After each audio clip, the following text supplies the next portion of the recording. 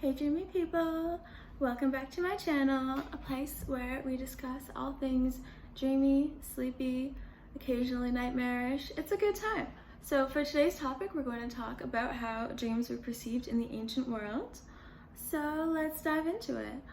In ancient Egypt, the dream world was a realm that existed between the world of the living and the world where the dead and the deities resided.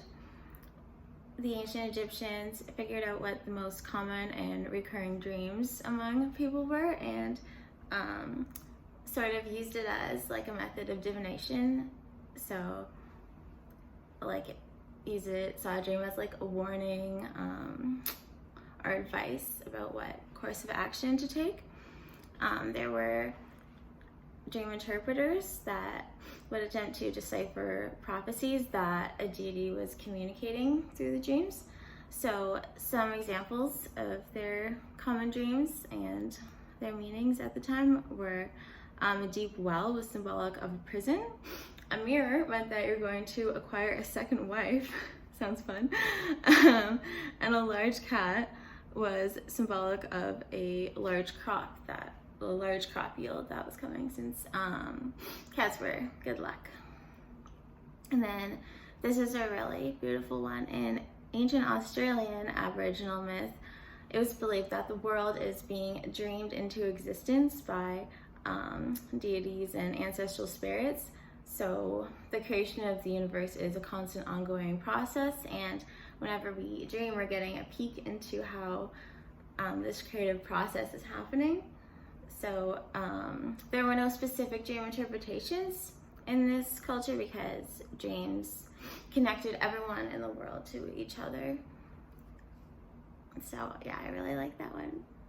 Very poetic and lovely.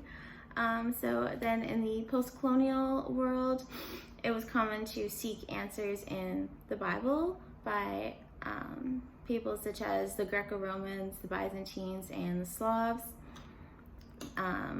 This definitely fits with how dreams are portrayed in the Bible. For example, in Genesis 41, verse 15, Pharaoh asks Joseph to interpret a dream for him because no one else can interpret it and because he's heard of Joseph's abilities in this field. At the time, it was seen as like a legitimate skill. So, and I think in the story, Joseph got his dream interpreting abilities from God, or God helped him figure out what they meant. Sounds pretty witchy to me.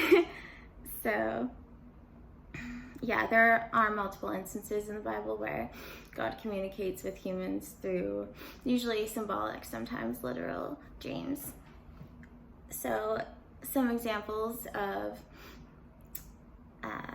dreams being used as divination methods according to biblical imagery were beaches having to do with a supernatural, because I guess beaches in the Bible were often like a place where man meets God.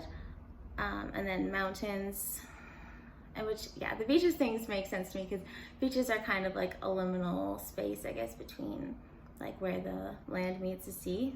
So, and then mountains were symbolic of the strength or stability of God or man, according to Isaiah 2 verse 2 and Zechariah 4 verse 7. So moving on to some Islamic empires such as the Ottomans and the Mughals. The Quran was used to interpret dreams, since to them dreams were divine and deciphering them was a worshiper's duty, and repeated dreams were always truthful.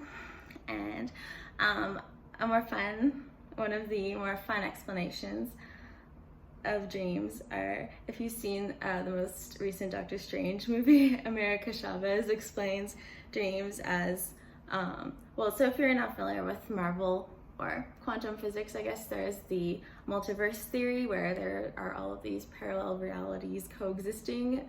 So in each of these alternate realities, there is an alternate you. So when you dream, you're basically seeing what is going on in the life of I just noticed a massive spider in my stairwell. Anyways, so when you dream, you're seeing what's going on in the life of an alternate you. So yeah, a little fun, a little terrifying if you like often have dreams about accidentally showing up at school naked or anything like that. So many cultures still derive interpretations of dreams from religious texts, which I think makes sense because a lot of these symbols, you know, beaches, mountains, angels, demons, rebellious sons, virgin mothers, a lot of beasts, mostly in Revelation, I think, locked up dragons.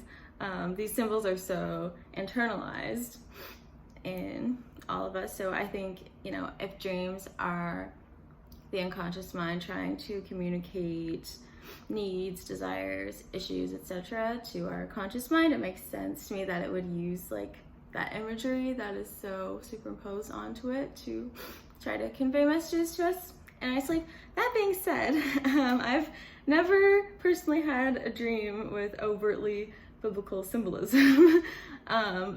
But definitely let me know if you've had a dream that's like riddled with religious allegories. That sounds fun. So yeah, and also let me know what your theory is about dreams. Do you agree with me and think they are the unconscious mind trying to communicate with us? Do you think they are divine messages, or maybe warnings from your dream walking, time traveling future self? So most of my sources for the information in this video come from watchdogsgazette.com and springerlink.com.